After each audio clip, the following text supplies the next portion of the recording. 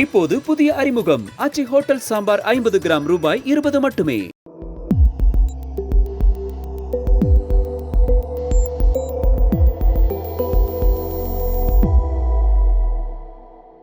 தமிழ் தடம் நேயர்களுக்கு வணக்கம். நம்மோடு உரையாட ஊடகவியலாளர் திரு கேப்ரியல் இணைந்திருக்காங்க. வாங்க பேசலாம். வணக்கம். வணக்கம்.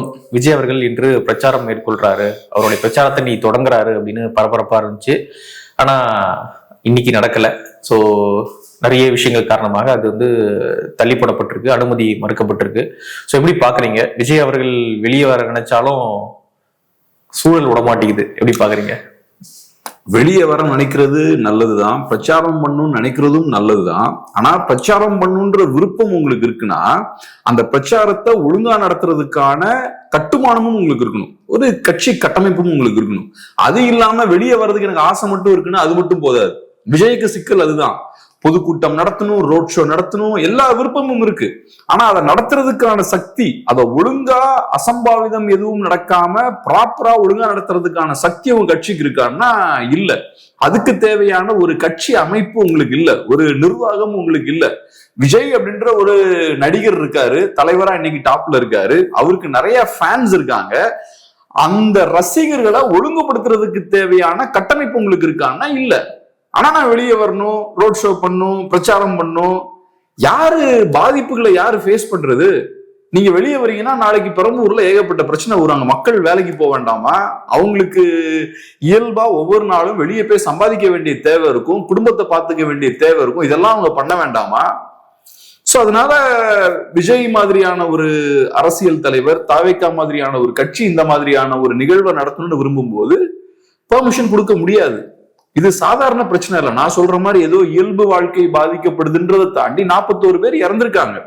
அதுக்கப்புறமும் இந்த கட்சியால ஒழுங்கா ஒரு நிகழ்வு நடத்த முடியல. அதுக்கப்புறமும் ஒருத்தர் இறக்குறாரு, ஒருத்தர் ஆக்சிடென்ட் ஆகுது, அவர் ஐசியூல அனுமதிக்கப்படுறாரு.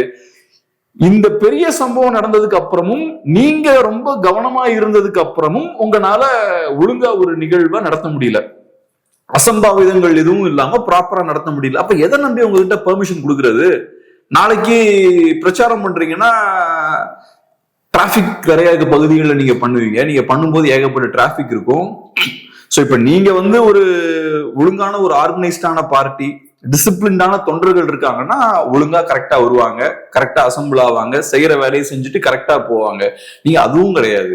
திடீர்னு அங்க ஏறுவாங்க, இங்க ஏறுவாங்க. சிட்டிக்கு நடுவில் இந்த மாதிரி கிருத்தனம் எல்லாம் பண்ணிட்டு இருந்தாங்கன்னா யாரு இவங்களை பாத்துக்கிறது? திடீர்னு கரண்ட் கம்பத்துல ஏறுறது, எங்கேயாவது கையை வைக்கிறது, ஏதாவது பண்ணாங்கன்னா இவங்களை யாரு பாத்துக்கிறது? ஏதாவது ஒரு பெரிய அசம்பாவிதம் நடந்ததுன்னா அது விஜய்க்கும் பெரிய பிரச்சனை, அரசுக்கும் பிரச்சனை தானே. ஏன்னா 2 பேரும் தானே நம்ம கேட்போம். இப்ப கரூர் சம்பவம் நடந்தப்பயும் நம்ம அரசு நோக்கியும் கேட்கிறோம்ல. இன்ஃபேக்ட் நம்ம ஸ்டார்டிங்ல இருந்தே சொன்னது என்னன்னா, இந்த மாதிரியான விஷயத்துக்கு பெர்மிஷன் கொடுக்க கூடாது. இவங்க பாட்டுக்கு ரோட் ஷோ போறேன்ற பேர்ல, இவங்களுக்கு ரோட் ஷோ போறது ஈஸி, செலவு கம்மி. அதுக்குன்னு நீங்க ரோட் ஷோ அப்படின்ற அந்த பிரச்சார வடிவத்தை கையில் எடுத்து நீங்க பாட்டுக்கு போய்கிட்டு இருப்பீங்க. அதுக்கு எந்த ப்ரிப்பரேஷனும் இல்லாம நீங்க பண்ணுவீங்க. பாதிப்பை யாரு ஃபேஸ் பண்றது? 41 பேர் இறந்திருக்காங்க. இப்ப விஜய் பார்த்தோம்னா பெரிய பேச்செல்லாம் பேசுறாரு. திமுகவை பார்த்து பாசிச திமுகன்றாரு. ஏற்கனவே பாசிசத்துக்கு இருந்த அந்த மரியாதைய, அந்த பாசிசம் அப்படின்ற அந்த வார்த்தைக்கு இருந்த மரியாதைய திமுக குழி தோண்டி புதைச்சிட்டாங்க.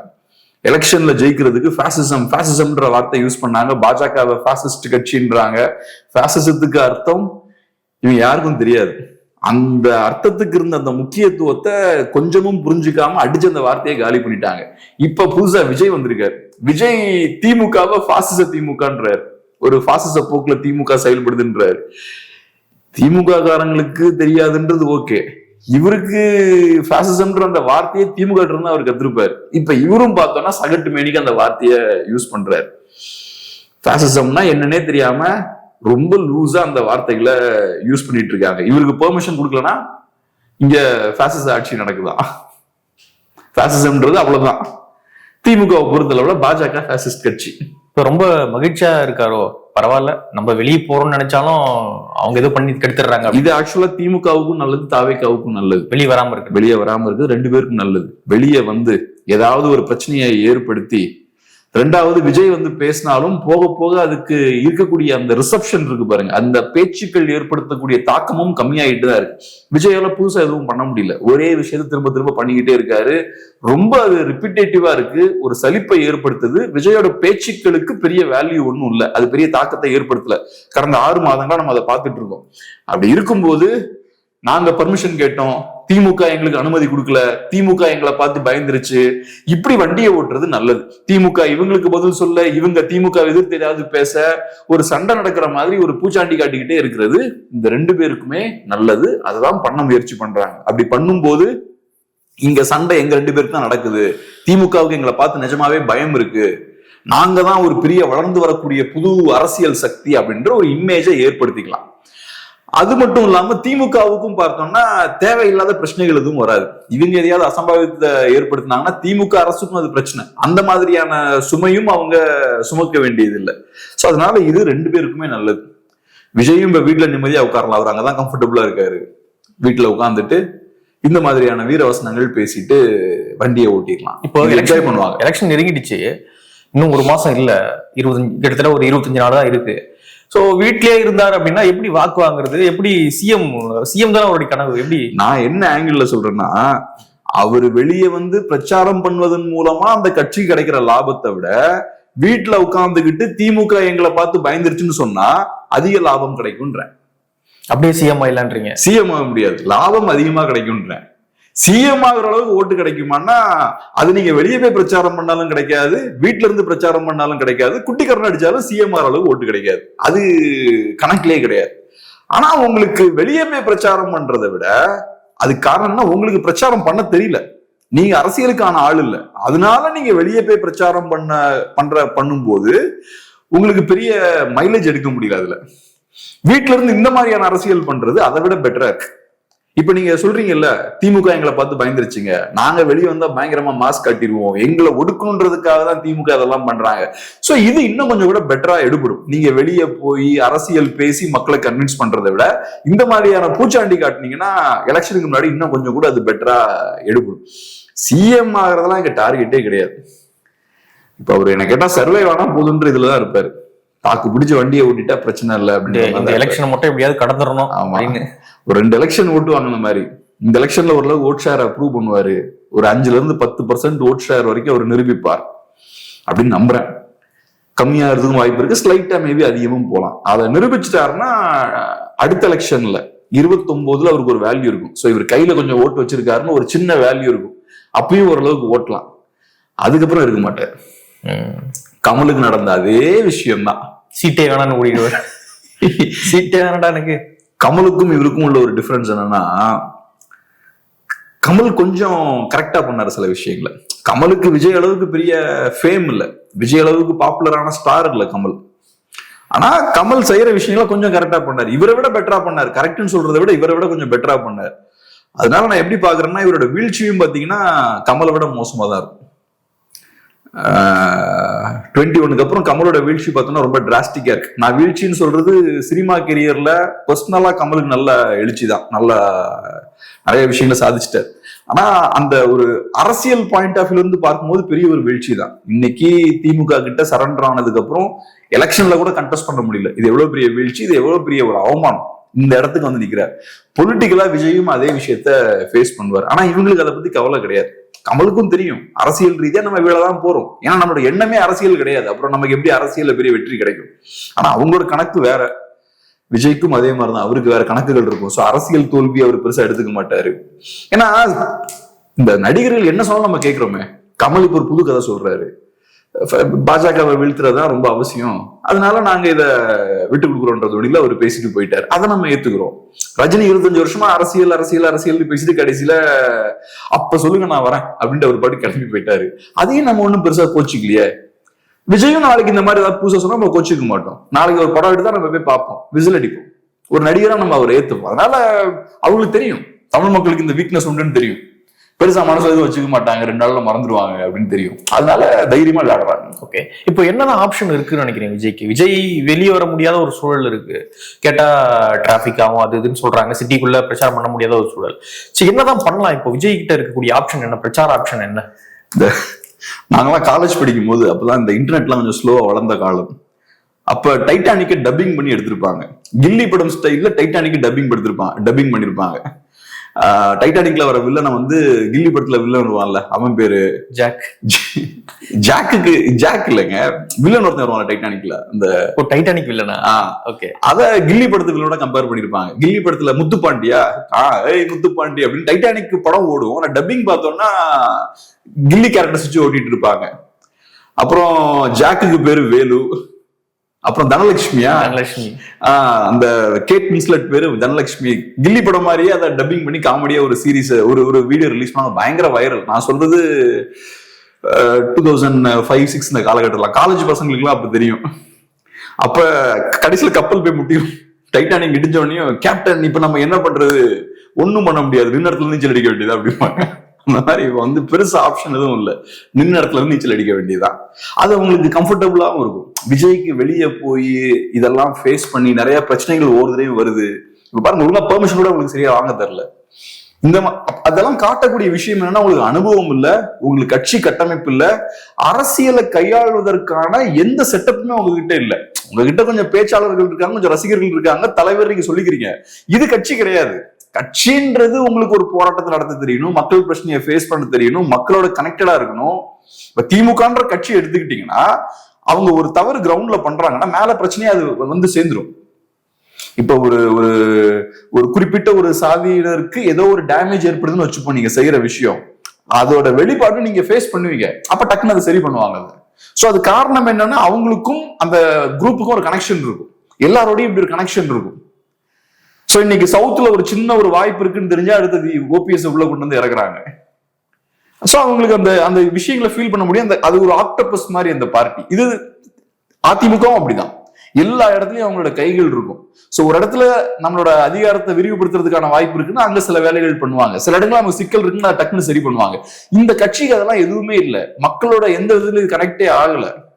உங்ககிட்ட ரசிகர்கள் இருக்காங்க, சில பேச்சாளர்கள் இருக்காங்க, ஒரு தலைவர் இருக்காரு. இது கட்சி கிடையாது. கட்சி மக்களோட கனெக்ட் ஆகிருக்கணும், போராட்டங்கள் நடத்த தெரியணும். இப்ப இந்த சிஸ்டம் இருக்கு பாருங்க, இதோட இன்டராக்ட் பண்ண தெரியணும். அப்போ ஒரு ப்ராப்பரான பொலிட்டிக்கல் பார்ட்டி இருக்கணும். இது எப்படின்னா, நான் சொன்ன மாதிரி ஷெல் கம்பெனிம்பாங்கல்ல, கம்பெனி பண்ணக்கூடிய வேலைகள் எல்லாம் பண்ணாது அது. ஆனா பேப்பர்ல பார்த்தா கம்பெனியா இருக்கும் அது. இங்க ஆன் பேப்பர் பாத்தீங்கன்னா நெட் அசெட் இவ்வளவு, ரெவென்யூ இவ்வளவு, ப்ராஃபிட் இவ்வளவு, எல்லா கணக்கும் இருக்கும். ஆனா ஆபீஸ்ல பாத்தீங்கன்னா கம்பெனியா இருக்காது அது. என்னடா அது கம்பெனியே காணும், அட்ரஸ் மட்டும் தான் இருக்குன்னு பாப்பீங்க. ஷெல் கம்பெனின்னா அதுதான், ஏமாத்துறதுக்கு ஷெல் கம்பெனி யூஸ் பண்ணுவாங்க. இது ஒரு ஷெல் பார்ட்டி. இந்த பார்ட்டியை பொறுத்தளவுல ஆன் பேப்பர் பாத்தீங்கன்னா கட்சி தலைவர், நிர்வாகிகள், வேட்பாளர்கள் நிறுத்துறாங்க. ஆனா அந்த கட்சியால எதுவும் பண்ண முடியாது, ஒரு கட்சி செய்யக்கூடிய வேலைகள் எதுவும் பண்ண முடியாது. ஒரு ப்ராப்பரான பார்ட்டி செட்டப் இந்த கட்சி கிடையாது. சோ அதனால இவங்கனால பெருசா முட்டி மோதி இதெல்லாம் எதுவும் பண்ண முடியாது. இவ்வளவுதான் பண்ண முடியும். நின்ன இடத்துல இன்ச் அடிக்கிறது அவங்களுக்கு நல்லது. இதை தாண்டி கடலுக்குள்ள குதிக்கலாம்னு நினைச்சாங்கன்னா சிக்கிடுவாங்க. அதனால அங்க இருக்கிறது தான் அவங்களுக்கும் நல்லது. இதை அவங்க ஆக்சுவலா என்ஜாய் பண்ணுவாங்க. ஏங்க நீங்க வெளில வரல அப்படின்னு கேட்டா, இல்ல திமுக எங்களை விடலைங்க. ஏங்க திமுக உங்களை விடல, திமுக எங்களை பார்த்து பயந்துட்டாங்க, நாங்க எவ்வளவு பெரிய ஆளு, திமுக எங்களை பார்த்து பயந்துட்டாங்க, இதை நம்புறது கொஞ்சம் பேர் இருப்பாங்க.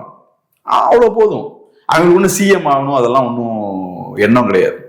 அதனால இப்ப இன்னைக்கு சிதம்பரம் பேசியிருந்தாரு பாருங்க. சிதம்பரம் பேசும்போது அவரு நம்ம சொன்ன அதே நம்பர் தான் ஏறக்குறைய சொல்லியிருக்காரு. ஏறக்குறைய ஒரு 7-10% ஓட்ஸ் வாங்குறதுக்கு வாய்ப்பு இருக்கு, மேபி 12 போலாம் அப்படின்றத பி சிதம்பரம் அவர்கள் பேசுறாரு. பி சிதம்பரம் அவர்கள் சில நேரங்கள்ல கொஞ்சம் ஹானஸ்டா பேசுவார். இப்ப அவர் இந்த எலெக்ஷன் பத்தி பேசும்போதும் கம்ஃபர்டபுளா திமுக கூட்டணி ஜெயிக்கும்னு பேசல, கொஞ்சம் டஃப்பான ஒரு எலெக்ஷனா தான் இருக்கும், 24 மாதிரி இருக்காது. ஆமா, ஒன் சைடட் எலெக்ஷனா இருக்காது அப்படின்றாரு. சோ அப்ப காங்கிரஸ்காரரா திமுக கூட்டணியில இருக்கிறதாலேயே அவரு வாய்க்கு வந்தது பேசுற அரசியல்வாதி கிடையாது. சோ அவரு சொல்றாரு 7-10% வாங்குறதுக்கு வாய்ப்பு இருக்கு, சில நேரம் 12% போறதுக்கு வாய்ப்பு இருக்கு. சோ அதான் அவங்களோட லிமிட். ஒரு நடிகர் ஃபர்ஸ்ட் எலெக்ஷன்ல மக்களை எவ்வளவு தூரம் தான் ஏமாத்த முடியும், அதுக்குன்னு ஒரு மார்க்கெட்னு அவ்வளவுதான். அதுவும் விஜய் நல்லா பண்ணியிருந்தாருன்னா ஒரு 10 வந்திருக்கலாம். எனக்கு தெரிஞ்சு விஜய் சரியா பண்ணல. அதே சிதம்பரம் தான் வந்து ஹிந்துல சொல்லியிருந்தார் ஒரு பேட்டியில, அவரு எம்ஜிஆரும் கிடையாது விஜய், ஆமா விஜயகாந்த் கிடையாது அப்படின்னாரு. சோ அப்படின்னா விஜயகாந்த் ஃபர்ஸ்ட் எலெக்ஷன்ல ஒரு கிட்டத்தட்ட ஒரு 10% வாக்கு வாங்குறான்னு வச்சுங்களேன். அவ்வளவு கூட வாங்கல ஃபர்ஸ்ட் எலெக்ஷன், 2வது எலெக்ஷன் தான் 10%. அப்படின்னா விஜயகாந்த் கூட விஜய் இல்ல அப்படின்னு சொல்ல வர்றாருன்னா அப்ப அதுக்கே வாங்குவாரா? இப்ப விஜயகாந்தோட கட்சி வந்து ஷெல் பார்ட்டி கிடையாது, அது ஒரு ப்ராப்பரான கட்சி. அதை ஒரு கட்சியா அமைத்து நிர்வாகிகள் எல்லாம் கரெக்டா போட்டு விஜயகாந்த் அவர்கள் அதை நிர்வாகம் பண்ணாரு ஃபுல் டைமா. இப்போ ஒரு கம்பெனி இருக்கு, பெரிய ஒரு கம்பெனி, நிறைய நாடுகள்ல நிறைய மாநிலங்கள்ல ஊர்கள்ல அதுக்கு கிளைகள் இருக்குன்னு வச்சுப்போம். அப்ப அதை ப்ராப்பரா நீங்க நிர்வாகம் பண்ணணும். நீங்க உட்கார்ந்து கரெக்டா ஆபீஸ்ல ஏன் அந்த நாட்டுல ப்ராஃபிட் கம்மியா இருக்கு, இங்க நம்மளோட வளர்ச்சி எப்படி இருக்கு, நம்மளோட டொமஸ்டிக் மார்க்கெட்ல ஏன் நமக்கு சேல்ஸ் கம்மியா இருக்கு, ஏன் இங்க அதிகமா இருக்கு, ப்ராஃபிட் இங்க எப்படி இன்க்ரீஸ் ஆகுது, எல்லாத்தையும் நம்ம கனெக்ட் பண்ணி மேனேஜ் பண்ணணும். அப்படி நடத்தப்பட்ட ஒரு பார்ட்டி தான் விஜயகாந்தோட பார்ட்டி. அவரு ப்ராப்பர் பொலிட்டீஷியனா ஃபுல் டைமா அவரு ஒர்க் பண்ணார். பொலிட்டிக்ஸுக்கு வர்றதுக்கு முன்னாடியும் அதுக்கு தேவையான அடித்தளத்தை அவர் போட்டார். விஜய் அந்த மாதிரியான வேலை எதுவுமே பண்ணல. அதான் சொல்லுவாங்க, இந்த கட்சி வந்து வெறுமனே ஒரு இமேஜை மட்டுமே வைத்து ஓட்டு வாங்கலாம்னு பாக்குது இந்த கட்சி. கமல் அப்படிதான் பண்ணாரு. கமலுக்கு பெரிய கட்டமைப்பு கிடையாது. இப்ப கட்சி மீட்டிங் எல்லாம் பாத்தீங்கன்னா ஏதோ ஒரு சின்ன ரூம்ல நடத்துறாங்க அவங்க. கமல்ஹாசன் ஒரு 20 பேர் உட்கார்ந்துருக்காங்க. இது கட்சி கிடையாது. இந்த கட்சி எப்ப ஆக்டிவேட் ஆகுதுன்னு பாருங்க, எலெக்ஷன் முன்னாடி ஆக்டிவேட் ஆகுது. கமல் கட்சி, விஜய் கட்சி எல்லாம் அப்படிதான். இப்ப இந்த விஜயோட கட்சி எடுத்துக்கோங்க, நான் அடிச்சு சொல்றேன், எலெக்ஷன் முடிஞ்சதுக்கு அப்புறம் டீஆக்டிவேட் ஆயிரும், பேட்டரி ட்ரெயின் ஆயிரும். அதுக்கப்புறம் எலெக்ஷன் கிட்ட வரும்போது வைட்டமின் பாவெல்லாம் செலுத்தும் போது திருப்பி அந்த கட்சி அப்படியே உயிர் வரும். அந்த கட்சியோட தேவை மற்றவங்களுக்கு அப்பதான் ஏற்படும். சோ மற்றவங்களுக்கு அந்த கட்சியோட தேவை ஏற்படும் போது அந்த கட்சி வந்து உயிர்ப்பிக்கும். இப்ப அப்படிதானே, எலெக்ஷன் கிட்ட வரும்போது அந்த கட்சியோட தேவை சில பேருக்கு இருக்கு, அதனால அந்த கட்சிக்கு உயிர் கொடுக்குறாங்க. சோ அதனால இந்த கட்சி டெஃபினட்டா தேமுதிக கிடையாது. தேமுதிகவை பொறுத்தளவுல ப்ராப்பரான ஒரு பார்ட்டியை அவங்க லான்ச் பண்ணாங்க, ப்ராப்பரான ஒரு கட்சி அது செயல்பட்டது. இன்னைக்கும் ப்ராப்பரான ஒரு கட்சி தான். ஆனா அந்த கட்சி இன்னைக்கு சுருங்கி போச்சு, ரொம்ப பலவீனப்பட்டு போச்சு. அந்த கட்சிக்கு ஒழுங்கான அரசியல் கிடையாது. ஆனா அது ஒரு பார்ட்டி, இது ஒரு பார்ட்டி கிடையாது. பார்ட்டின்றது வேற. சோ அது ஒரு பார்ட்டியா இருக்கிறதாலதான் இன்னைக்கு பிரேமலதா விஜயகாந்த் அவர்கள் அதை டேக் ஓவர் பண்ண முடியுது. அது ஒரு பார்ட்டியா இருக்கிறதாலதான் எம்என்எம் மாதிரி அந்த கட்சி 5 வருஷத்துல காணாம போல. இன்னைக்கு எம்என்எம் கிட்ட உங்க பார்ட்டியை காட்டுங்க அப்படின்னா எதை காட்டுவாங்க? ஒண்ணும் கிடையாது. அந்த கட்சி அவரோட ஆபீஸ்ல என்ன காட்டலாம், வேற எதுவுமே கிடையாது. ஆனா தேமுதிக அப்படி கிடையாது.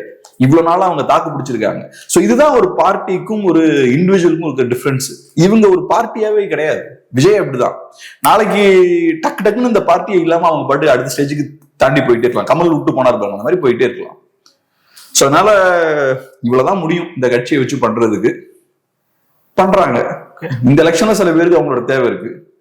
ஓகே, அடுத்ததாக திமுக கூட்டணிக்குள்ள நிறைய கட்சிகள் என்ன சொல்றாங்க அப்படின்னா, நாங்க சிரிச்சுக்கிட்டே அழுதுகிட்டு இருக்கோம் அப்படின்னு வந்து சொல்றாங்க. ஏன்னா சொந்த சின்னத்திலே எங்களால போட்டியிட முடியாத ஒரு சூழல் அப்படின்னு இபிஎஸ் சொல்றாரு நினைக்கிறேன். இபி இல்ல மதிமுகவுடைய நிர்வாகிகள் அந்த பிரச்சாரத்துல இபிஎஸ் நினைச்சேன். ஆமா, அது சொன்னதுதான் இபிஎஸ் வந்து அங்க சொல்றாரு. மதிமுகவுடைய நிர்வாகிகள்லாம் வந்து பிரஸ்ல சொல்றாங்க, நாங்க சிரிச்சுக்கிட்டே அழுதுகிட்டு இருக்குங்க அப்படின்னு வந்து ஓப்பனா வந்து வெளியே சொல்றாங்க. அதான் இபிஎஸ் அவர்கள் பிரச்சாரத்துல மேற்கொள் கட்டுறாரு. சோ எப்படி பாக்குறீங்க? ரொம்ப இன்டாக்டா போயிட்டு இருக்கு திமுக கூட்டணி, நல்லா சுமூகமா ஜாலியா இருக்காங்க அப்படின்ற மாதிரி இருக்கு வெளியே தோற்றம். ஆனா உள்ள பிரச்சனை இருக்கா? எப்படி? திமுகவை பொறுத்தளவு இன்டாக்டா தான் இருக்கு. இவங்க சிரிச்சுக்கிட்டே அழுகிற வரைக்கும் அவங்களுக்கு ஒன்றும் பிரச்சனை இல்லைல்ல. நீங்க ஏன் சிரிச்சுக்கிட்டே அழுகுறீங்க? உங்களுக்கு என்ன தலையெழுத்தான்னா? சிரிச்சுக்கிட்டே அழுக வேண்டிய தலையெழுத்து இருக்கான்னா? பிடிக்கலன்னா வெளில வாங்க சார். என்ன உங்களுக்கு சுயமரியாதை இருக்கு, பெரிய நீண்ட நெடிய வரலாறு இருக்கு, திமுக எதிர்த்து அரசியல் பண்ணவங்க, புரட்சிகரமான ஒரு கட்சி. இன்னைக்கு எதுக்கு 4 சீட்டை வாங்கிக்கிட்டு அதுலயும் 3 சீட்ல நீங்க திமுக சின்னத்துல போட்டுடுறீங்க? எதுக்கு உட்கார்ந்து நீங்க சிரிச்சுக்கிட்டே உள்ளுக்குள்ள அழணும்? தைரியமா வெளில வாங்க. அவ்வளவு தூரத்துக்கு உங்களுக்கு அதிருப்தி இருக்குன்னா, அவ்வளவு தூரத்துக்கு வலிகளும் வேதனைகளும் இருக்குன்னா, அதெல்லாம் ஏன் சுமந்துகிட்டு அங்க இருக்கீங்க? வெளியே வாங்க தைரியமா. இதுல திமுக ஒரு சிக்கலுமே கிடையாது. நீங்க சிரிச்சுக்கிட்டே உள்ளுக்குள்ள அழுற வரைக்கும் திமுக ஒரு பிரச்சனை கிடையாது. நீங்க அழுதுக்கோ சிரிச்சுக்கோ எனக்கு ஒன்றும் பிரச்சனை இல்லை. என் கூட்டணியில இருக்க வரைக்கும் எனக்கு எந்த பிரச்சனையும் கிடையாது. அவங்கள பொறுத்தளவு கம்ஃபர்டபுளா வேலையை முடிச்சுட்டாங்க. 4 சீட் தான் கொடுத்துருக்காங்க. அதுல 3 அவங்க சின்னத்துல கம்ப்ளீட்டா. அப்ப எம்டிஎம்கேவை கபலீகரம் பண்ணிட்டாங்க. இந்த விஷயத்தை அதிமுகனால பண்ண முடியலையே. எந்த கட்சியுமே அவங்க பெருசா டவுன் சைஸ் பண்ணல. வாசன் அவர்களோட கட்சியை மட்டும் ஓரளவுக்கு டவுன் சைஸ் பண்ணிருக்காங்க. பாமகவை டவுன் சைஸ் பண்ணாங்கன்னு சொல்ல முடியாது. ஏன்னா பாமக 2ஆ உடஞ்சிருக்கு. சோ அந்த கட்சியோட பலத்துக்கு ஏற்ற மாதிரியான சீட்ஸ் தான் கொடுத்திருக்காங்க. ஆனா திமுக கூட்டணியில இருக்கக்கூடிய கட்சிகளை ஃபுல்லா காணாம போச்சு. இப்ப கம்யூனிஸ்டுகளை ஒரு 10 to 15% டவுன் சைஸ் பண்ணிட்டீங்க 2 கம்யூனிஸ்ட் கட்சிகளையும். காங்கிரஸை மட்டும் வளர்த்து விட்டுருக்கீங்க. அது தமிழ்நாட்டுக்கு நல்ல ஒரு அரசியல் சக்தியும் கிடையாது. அது ஒரு நேஷனல் பார்ட்டி. அது நேஷனல் பார்ட்டி வேண்டான்னு தான் நம்ம ரீஜனல் பார்ட்டிஸ்க்கு உயிர் கொடுத்துருக்கோம், வளர்த்து விட்டுருக்கோம். அப்ப நீங்க திரும்பவும் நேஷனல் பார்ட்டியை கொஞ்சம் வளர்த்து விட்டுருக்கீங்க. அதை தாண்டி ரீஜனல் போர்சஸ் எல்லாத்தையும் பலவீனப்படுத்திருக்கீங்க. ஓகே, விசிகேவை கொஞ்சம் பலப்படுத்திருக்காங்க. சோ அதனால இது என்ன லாஜிக்? இது எல்லாம் கேலி தான் பண்ணுவாங்க. அப்புறம் இபிஎஸ் அவர்களும் அதை எடுத்து பேசதான் செய்யறாரு. சோ என்ன ஆகுதுன்னா, ஒரு விதமான ஒரு ஜெல்லிங் இல்ல. இப்ப ஒரு ஒரு யூனியன் நடக்குதுன்னு வச்சுக்கோம், ஒரு திருமணம் நடக்குதுன்னு வச்சுக்கோம், அது ஒரு விதமான ஒரு எத்திக்கல் பேசிஸ்ல, ஒரு நியாயத்தின் அடிப்படையில அந்த இணைவு நடக்கணும் இல்ல. இன்ஜஸ்டிஸ் அடிப்படையில் அது நடக்குதுன்னு வச்சுப்போம், அநீதியின் அடிப்படையில அந்த இணைவு நடக்குதுன்னு வச்சுப்போம், அப்போ அன்ஹாப்பியா தான் இருப்பாங்க. இல்ல இதுல என்ன ரொம்ப ஒடுக்குறாங்க, எனக்கு ஃப்ரீடமே இல்லை அப்படின்னா அது ஏதோ ஒரு பாயிண்ட்ல முறிஞ்சிடும். அது அப்படியே சேர்ந்து இருந்தாலும் ஒரு கெமிஸ்ட்ரி இருக்காது, ஹஸ்பண்டும் ஒய்ஃபும் கோவத்திலே இருப்பாங்க, பேசிக்க மாட்டாங்க, அப்படிதான் இருக்கும். இது அந்த மாதிரி தானே. ஒரு கூட்டணி இருக்குன்னா அந்த கூட்டணி ஜஸ்டிஸ் அப்படின்ற அந்த அடிப்படையில அது உருவாக்கப்படணும். ஜஸ்டிஸ் அடித்தளமா வைத்து அந்த கூட்டணி உருவாக்கப்படும். உங்களுக்கு தேவையான நியாயமான சீட்டுகளை உங்களுக்கு கொடுக்குறோம், கரெக்டா உங்களுக்கான நாங்க கொடுத்துருவோம். அப்ப அந்த ரிலேஷன்ஷிப் நீண்ட நெடிய காலம் சுமூகமா போகும். இங்க அது இல்லையே. நீங்க கட்சியை முதல்ல காலி பண்ணிட்டீங்க, ரெண்டாவது உங்க சீட்ஸையும் கம்மி பண்ணிக்கிட்டே இருக்கீங்க. அப்புறம் கேட்டா சொல்றீங்க தேமுதிகன்ற புதிய கட்சி உள்ள வந்திருக்குன்றீங்க. தேமுதிகன்ற புதிய கட்சியை உள்ள நீங்க கொண்டு வர்றது உங்க நலனுக்காக. அப்ப அதனால வரக்கூடிய அந்த இழப்பு சுமையை நீங்க தான் சுமக்கணும். நீங்க என்ன பண்றீங்க, அந்த லோடு தூக்கி இவங்க தலையில போடுறீங்க. தேமுதிக உள்ள கூட்டு வந்து உங்களுக்கு தானே கூட்டு வந்தீங்க, அப்புறம் தூக்கி இவங்க தலையில போட்டா அதனால வரக்கூடிய பாதிப்பை. சோ சிறிய கட்சிகள் அந்த லோட சுமக்கிறாங்க. திமுகவுக்கு ஒரு சிக்கல் இல்லை, நாங்க கூட்டணியோட நாங்க போட்டியிட்டாலும் தனியா நாங்க ஜெயிக்கணும், எங்களுக்கு சிங்கிள் மெஜாரிட்டி வரணும் அப்படின்ற ஒரு செட்டப்பை நீங்க கிரியேட் பண்ணிக்கிட்டீங்க. கூட்டணி கட்சிகள் மேல கூட இந்த டிபெண்டன்ஸை கம்மியாக்கிக்கிட்டே இருக்கீங்க. அப்ப ஐடியா என்ன, கொஞ்ச நாள்ல கூட்டணி கட்சிகளை காலி பண்ணணும், இருக்கக்கூடாது. நேத்து மாதிரி நம்ம குடைச்சல் கொடுத்துக்கிட்டே இருக்கக்கூடாது. இது கூட்டணி கட்சிகளுக்கும் தெரியும், கம்யூனிஸ்டுகளுக்கும் தெரியும், விசிகேவுக்கும் தெரியும். இது எப்படி அப்புறம் அப்ப நம்ம முதுகு பின்னாடி ஒரு கத்தியோட நிக்கிறாங்கன்னு தெரியும் அவங்களுக்கு. இவங்க என்ன நேரத்திலயும் நம்ம குத்தலாம். முதல்ல இப்ப குத்தியாச்சு. விசிகே கதை, சாரி எம்டிஎம் கதையை முடிச்சிட்டாங்க. இதுக்கு மேல என்ன இருக்கு? ஒரு சீட் தான் இப்ப எம்டிஎம்கே டெக்னிக்கலா. சோ எம்டிஎம்கே கதையை முடிச்சாச்சு. மற்ற கட்சிகளா இப்ப யோசிச்சுட்டு இருப்பாங்க, ஐயோ இது நாளைக்கு நமக்கும் நடக்குமோன்னு. ஓகே, ஜோதிமணி அவர்கள் ஒரு ட்வீட் போட்டிருந்தாங்க, அதை நீங்க பார்த்துருப்பீங்கன்னு நினைக்கிறேன். ஸோ செல்வப்பிறந்தகை மட்டும் கட்சி கிடையாது, மாநில தலைவர் மட்டும், சில நிர்வாகிகள் மட்டும் கட்சி கிடையாது, தொண்டர்கள் தான் கட்சி. இந்த சீட்டெல்லாம் வித்துக்கிட்டு இருக்காங்க அவங்க. இப்படியே போயிருந்தா காங்கிரஸ் அடக்கம் தான் பண்ணணும் ஃபியூச்சர்ல அப்படின்னு சொல்லி ரொம்ப கடுமையான வார்த்தைகளை பயன்படுத்தி ஒரு ட்வீட் போட்டிருந்தாங்க. ஸோ எப்படி பாக்குறீங்க, வித்துக்கிட்டு இருக்காங்க சீட்டுன்றாங்க? அதான் இப்ப காங்கிரஸ் பார்ட்டி ஒரு வித்தியாசமான ஒரு கட்சி. அவங்க சொன்ன கருத்துக்கள் இருக்கக்கூடிய உண்மைக்குள்ள போறதுக்கெல்லாம் முன்னாடி அந்த கட்சியை பொறுத்தளவுல எதை ஓப்பனா பேசணுமோ அதை கட்சி ஓப்பனா பேச மாட்டாங்க. எதை ஓப்பனா பேசக்கூடாத வெளியில அதை ஓப்பனா பேசுவாங்க. இப்ப ஜோதிமணி அவர்கள் பேசக்கூடிய விஷயங்கள் பார்ட்டியோட இன்டர்னல் மேட்டர்.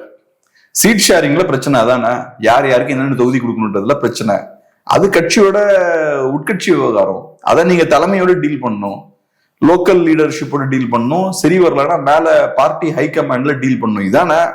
இத என்கிட்டயும் அவங்ககிட்டயும் சொல்றதால என்ன பிரயோஜனம் இருக்கு? நான் வந்து அதை சரி பண்ண முடியுமா? நீங்க வந்து அதை சரி பண்ண முடியுமா? இல்ல அவங்களால அது முடியல அப்படின்றதுனாலதான் வெளியே வராங்க. அவங்க வெளியே வந்து சொல்றாங்க முடியலன்னா, இப்ப ஒரு கம்பெனில சிஇஓ இருக்காரு, கீழே மேனேஜர்ஸ் எல்லாம் இருக்காங்க, கீழே ஒர்க்கர்ஸ் இருக்காங்க.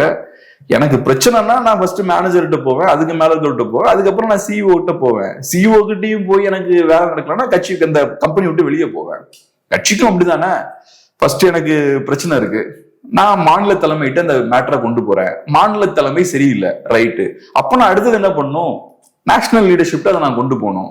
ராகுல் காந்தியும் சரியா எனக்கு கோஆபரேட் பண்ணல, சரியா எனக்கு ரெஸ்பாண்ட் பண்றானா, அப்ப அந்த கட்சியில நான் இருக்கக்கூடாது. கட்சியில இருக்க பிரச்சனையை பத்தி அவங்க கட்சி தலைமைக்கே தெரியலன்னா ரெஸ்பாண்ட் பண்ணக்கூடாது, இப்ப வெளிலதான் வரணும்னா. இதை என்கிட்ட சொல்றதால என்ன பிரோஜனம் இருக்க போகுது? நான் என்ன பண்ண போறேன்? நான் உட்காந்து உங்களுக்கு கேலி பண்ணுவேன். இந்த மாதிரி இந்த கட்சிக்கு எதை எப்படி பண்ணணும்னு தெரியல, அமைதியா கட்சிக்குள்ள பேச வேண்டிய விஷயங்களை வெளியே வந்து ஓப்பனா பேசுறாங்க, வெளியே வந்து ஓப்பனா பேசக்கூடிய விஷயங்களை பேசவே மாட்டாங்க, அமைதியா வச்சுப்பாங்க. அப்படிதான் நம்ம பேசுவோம். இதை நம்ம எப்படி இன்ஃபுளுன்ஸ் பண்ண முடியும்? சரி, இப்ப என்கிட்ட வந்து சொல்லிட்டீங்க, மக்கள்கிட்ட எல்லாம் சொல்லிட்டீங்க, எல்லாரும் கட்சியை பார்த்து சிரிக்கதான் செய்வாங்க. உங்க கட்சியை நீங்க எக்ஸ்போஸ் பண்றீங்க, சூப்பர். இது உங்க கட்சிக்கு நல்லதா கெட்டதா? உங்க கட்சிக்கு கெட்டது, உங்க கட்சியை டேமேஜ் தான் பண்ணுது. ஆனா உங்களோட எய்ம் என்னவா இருக்கு? உங்களுக்கு ஏதோ அதிருப்தி இருக்கு, சீட் ஷேரிங்ல நீங்க நினைச்ச விஷயம் நடக்கல, வெளிப்படைத்தன்மை இல்லையா? ஆமா, சரி, வெளிப்படைத்தன்மை இல்ல. பேசிக் பொலிட்டிக்ஸ்ல என்னன்னா அவங்களுக்கு சில எதிர்பார்ப்பு இருக்கும், அது நடக்கல, அவ்வளவுதானே. அது நடக்கலன்றதுக்காக நீங்க இப்ப என்ன பண்றீங்க, வெளியே வந்து கட்சிக்கு எதிராக பேசுறீங்க. இது கட்சிக்கு டேமேஜ் ஏற்படுத்தும். ஆனா அதை பத்தி உங்களுக்கு கவலை இல்லை. எனக்கு வேண்டியது கிடைக்கலன்னா கட்சியை நான் டேமேஜ் பண்ணுவேன், அதான உங்க ஸ்டாண்டு. கூட்டணிலையும் அப்படிதான். நான் 28 சீட்டு கேட்பேன், ஏன்னா கேட்கிற சீட்டை நீ கொடுக்கலன்னா 28 40 சீட் கேட்பேன், நான் கேட்கிற சீட்டை கொடுக்கலன்னா நான் வெளியே வந்து டேமேஜ் பண்ணுவேன், கூட்டணியை டேமேஜ் பண்ணுவேன்.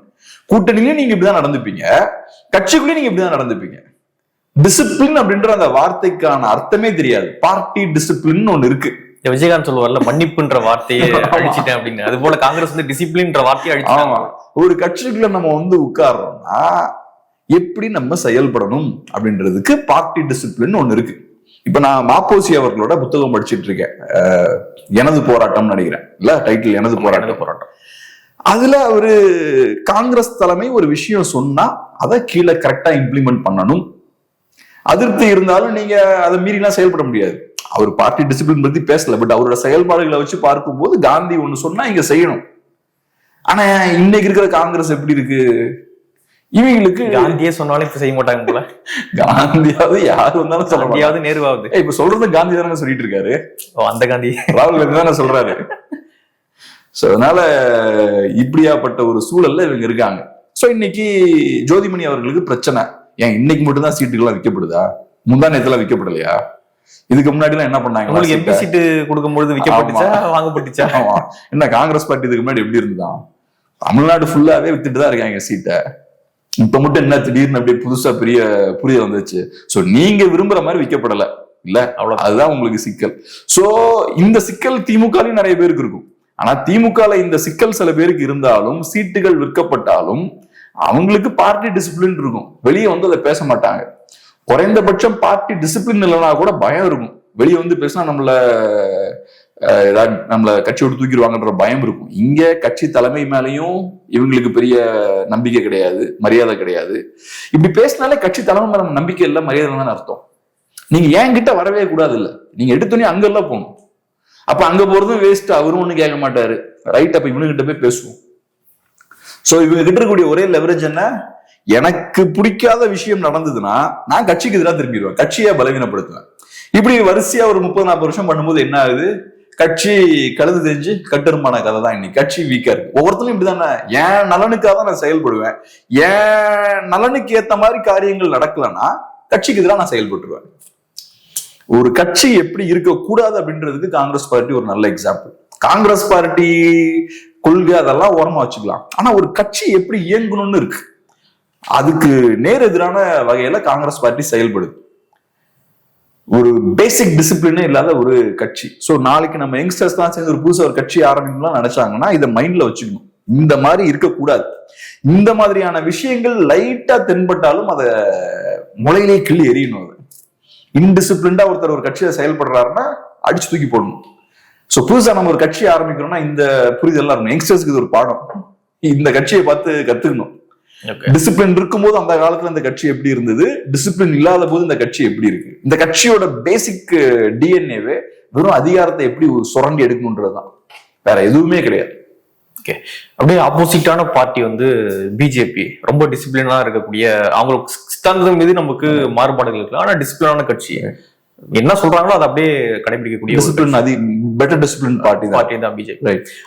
ஒரு அமித்ஷா அவர்கள் ஒரு பேட்டியில நேற்று சொன்ன ஒரு விஷயம் வந்து இப்போ தமிழ்நாட்டில் பேசப்படுது. என்ன அப்படின்னா, என்டிஏ பெரும்பான்மையோடு தமிழ்நாட்டில் ஆட்சியை பிடிக்கும் அப்படின்னு சொல்லியிருக்காரு. தமிழ்நாட்டில் எங்களுக்கு தலைமை அதிமுக தான் அப்படின்ற விஷயத்தெல்லாம் சொல்லியிருக்காரு. இன்னும் குறிப்பான ஒரு விஷயம் என்னன்னா, விஜயோடு நாங்க பேச்சுவார்த்தை நடத்தவே கிடையாது அப்படின்னு அமித்ஷா அவர்கள் அந்த பேட்டியில சொல்றாரு. எப்படி பாக்குறீங்க?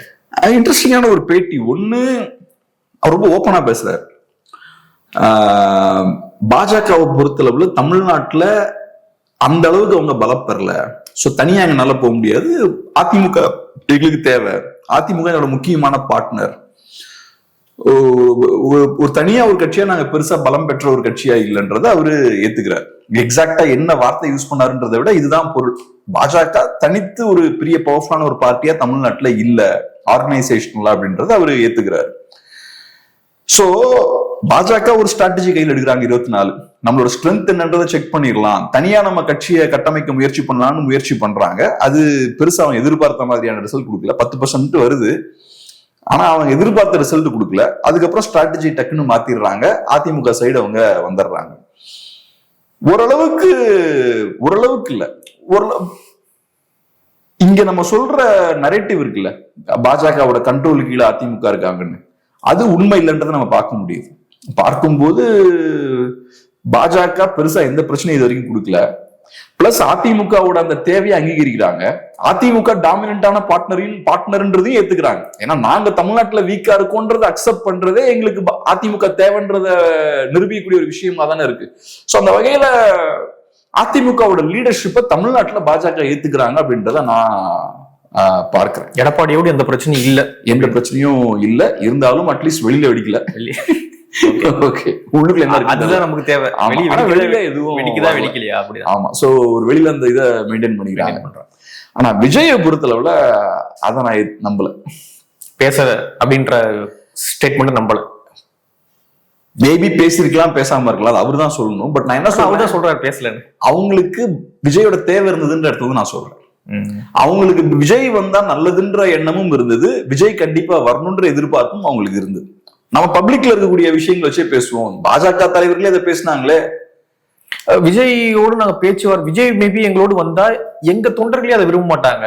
அங்கதான் நான் சொல்றேன், அதெல்லாம் தவறான ஸ்டேட்மெண்ட்ன்றேன். நல்ல ஜெல் ஆயிருக்கும்.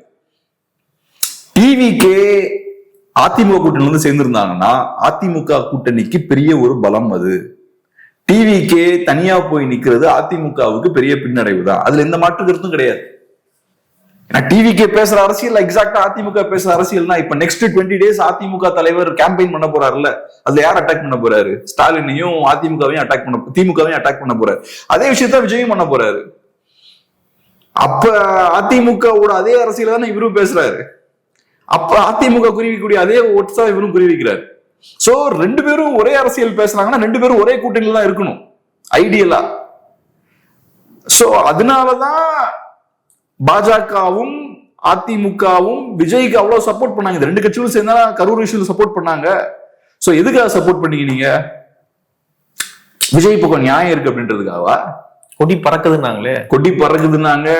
அமைச்சர்கள்லாம் தெரிவிக்க விட்டாங்க வார்த்தைகளை. விஜய் இங்க வருவதற்கான வாய்ப்பு இருக்குன்ற மாதிரி பேசாங்க. விஜய் வந்தா நல்லதுன்னு பேசினாங்க. ஹேமமாலினி குழுலாம் போட்டாங்களே பிஜேபி. ஆமா, அந்த குழுலாம் விசாரணை பண்ணி இல்ல இது அரசு மீது தப்பு இருக்கு அப்படின்னாங்க. சோ அப்ப நீங்க விஜயால உங்களுக்கு பாதிப்பு தான் அப்படின்னா எதுக்கு விஜய்க்கு அவ்வளவு சப்போர்ட் பண்ணீங்க? ஏன்னா கரூர் சம்பவத்துல நீங்க விஜய் சப்போர்ட் பண்ண வேண்டிய தேவையே கிடையாது. அதாவது அசம்பிளியில போய் சப்போர்ட் பண்ணீங்க. விஜய் பக்கம் நியாயம் இருந்தா ஓகே, விஜய் பக்கம் நியாயமும் கிடையாது. அப்போ உங்களுக்கு தெரியும் விஜய் இங்க சேர்ந்தா நமக்கு நல்லது. அவன் சொல்றேன், விஜய் மட்டும் நீங்க என்டிஏல போய் சேர்ந்திருந்தாருன்னா திமுக தோத்துருப்பாங்க. திமுக ஜெயிப்பாங்களா தோப்பாங்களான்ற டிபேட்டே ஏன் ஆரம்பிக்குதுன்னா விஜய் உள்ள வந்ததாலதான். விஜய் இன்னைக்கு அரசியலுக்கு வராம இருந்திருந்தாருன்னா இப்ப நம்ம இந்த டிபேட்லாம் தேவையே இல்லை. திமுக தோத்துருங்க, பிரச்சனையே இல்லைங்க, 2011 மாதிரி தான் தோத்துருங்க அப்படின்ட்டு போயிடலாம்.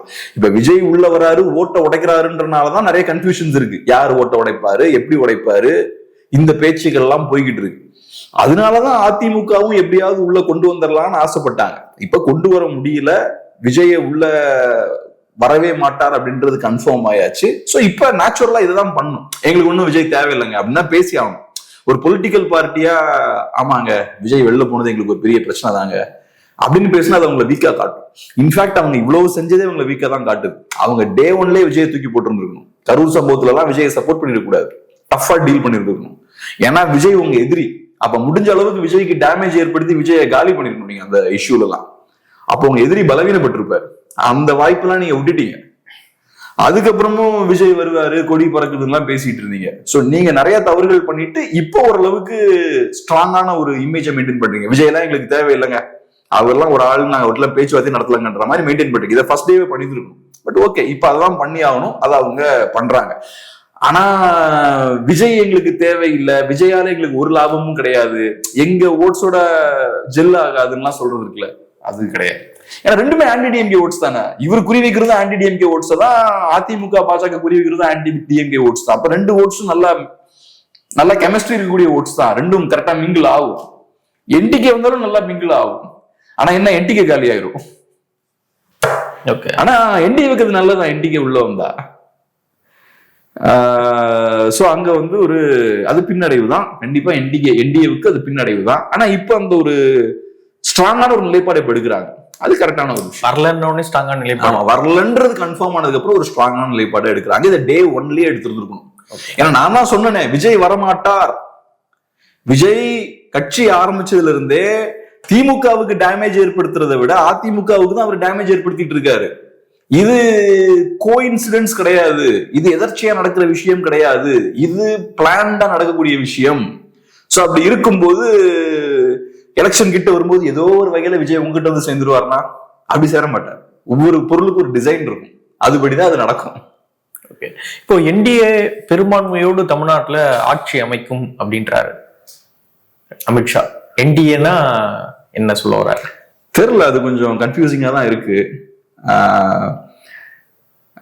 அதிமுக ஆட்சின்னா அதிமுக சைட்ல சொல்றாங்க, ஆனா அவர் நார்த்ல பேசும்போது அப்படிதானே சொல்லி ஆகணும். அதனாலதான் பெருசா டிபேட்டும் ஆகலன்னு நினைக்கிறேன். அவர் ஆக்சுவலா அப்படி சொன்னாரான்னு தெரியல அந்த இன்டர்வியூல, அது ஹிந்தில பேசுறாங்க. ஆனா டைட்டில், ஆமா அந்த ட்வீட்ல போய் போட்டிருக்காரு. ஆனா அவரு நேஷனல் மீடியால நேஷனல்ல வந்து பேசும்போது என்டிஏன்னு தானே பேசி ஆகணும். ஓகே, என்டிஏன்னு பேசினாதானே பாஜகவையும் அதிமுகவையும் அதானே கனெக்ட் பண்ணுது. அதிமுக தலைமையில் ஆட்சி நடக்கும்னா அதையா நீங்க சொல்றீங்க அப்படின்னு எனக்கு அதுக்கு சம்பந்தமே இல்லைன்ற மாதிரில இருக்கு. அதனால அவர் பேசும்போது அப்படி சொல்றாருன்னு நினைக்கிறேன். தெரியல, அது மேபி அவங்களுக்குள்ள என்ன அண்டர்ஸ்டாண்டிங் நமக்கு தெரியல. நம்ம பேசினாலும் ரொம்ப அசம்ஷனா தான் இருக்கும். இங்க வந்து தொடர்ச்சியா வந்து எடப்பாடி தான் முதலமைச்சர் சொல்ல மாட்டாங்க பிஜேபி அப்படிலாம் ஒரு பிரச்சாரம் போயிட்டு இருக்கு இல்லையா? சோ அப்படி இருக்கும்பொழுது என்டிஏ தலைமையில ஒரு பெரும்பான்மையோட ஆட்சி அமைக்கணும் அமித்ஷா சொல்லும் பொழுது அது நெகட்டிவா பார்ப்பதற்கான வாய்ப்புகளும் இங்க இருக்கு அப்படின்னு. ஆமா, ஆனா அவங்களுக்கு இந்த சிக்கலும் இருக்கு. என்டிஏன்ற பிராண்ட் எடுத்தாச்சுன்னா அப்புறம் அவங்க எங்க பிஜேபியோட ரோல் என்ன இருக்குங்க? சோ அதனால அது ஒண்ணு. ஆனா அந்த இன்டர்வியூல இருக்கக்கூடிய விஷயங்கள் பார்க்கும்போது அதிமுக தலைமை அவங்க ஏத்துக்கிறாங்க, ஒன்னும் பிரச்சனை இல்லை. அப்படிதான் அதிமுகவோட தலைமை ஏத்துக்கிற மாதிரி தான் இருக்கு. அதிமுகவோட தலைமை ஏத்துக்கிறாங்கன்னா இபிஎஸ் தலைமை ஏத்துக்கிறாங்கன்னு தான் அர்த்தம்.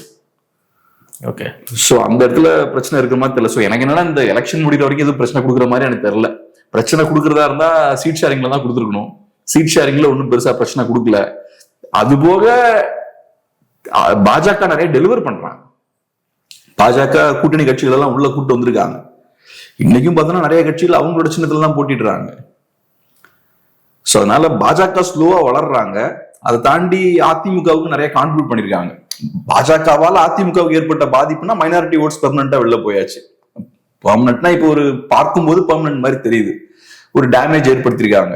ஆனா அதுக்கு அதிமுக ஒன்றும் பண்ண முடியாது. இந்த எலெக்ஷன் வரும்போது அதிமுகவுக்கு பாஜகவோட தேவை இருக்கு. காங்கிரஸோட தேவை திமுகவுக்கு இருக்கிறத விட அதிமுகவுக்கு பாஜகவோட தேவை இருக்கு. ஏன்னா பாஜக வெளியே போயிடுச்சுன்னா தோத்துருவாங்க. கூட்டணி கட்சிகளையும் உள்ள கொண்டு வர முடியாது. காங்கிரஸால கூட திமுகவுக்கு இவ்வளவு பெரிய டேமேஜை கொடுக்க முடியாது. காங்கிரஸ் மட்டும்தான் வெளில போவாங்க, கூட்டணி கட்சிகள்லாம் ஒன்றும் வெளில போகாது. ஆனா இங்க அந்த சிக்கல்லாம் இருக்கு. அப்படி இருந்தும் ஒன்றும் பெரிய பிரச்சனை கொடுக்கல. அது இபிஎஸோட வெற்றியா கூட நம்ம பார்க்கலாம். சோ பாஜக கையில இவ்வளவு சக்திகள் இருந்தும் மத்தியில அதிகாரம் இருந்தும் பெருசா பிரச்சனைகள் எல்லாம் இல்லாம சுமூகமா இந்த சீட் ஷேரிங் எல்லாம் முடிச்சதே ஒரு பெரிய விஷயமா தான் பேசலாம். சோ அதுக்கு பின்னாடி நிறைய ஒர்க் பண்ணிருப்பாங்க. நம்ம ரிசல்ட் மட்டும் தான் பாக்குறோம், பின்னாடி நிறைய ஸ்ட்ராட்டஜி எல்லாம் போட்டு எடுத்து ஒர்க் பண்ணிருப்பாங்க. சோ அதை அவங்களோட வெற்றி தான் நம்ம பார்க்கணும். நாளைக்கான வாக்குறுதி எல்லாம் என்ன இருக்கும்? ஆமா, நாளைக்கு வந்து அதை பண்றோம் இது பண்றோம் அப்படின்னு சொல்லிட்டு அவங்களுக்குள்ள வேற நிறைய அண்டர்ஸ்டாண்டிங் இருக்கும். அது என்னன்னு தெரியல நமக்கு. ஏன்னா அவங்களும் பாஜகவும் சும்மா எதுவும் கொடுக்குற ஆள் கிடையாது அவங்களும். ஆனா வெளியில பிரச்சனை எதுவும் காட்டிக்கல, சுமூகமா முடிச்சுட்டாங்க. நிறைய விஷயங்களை மட்டும் பகிர்ந்துக்கிட்டீங்க. நன்றி.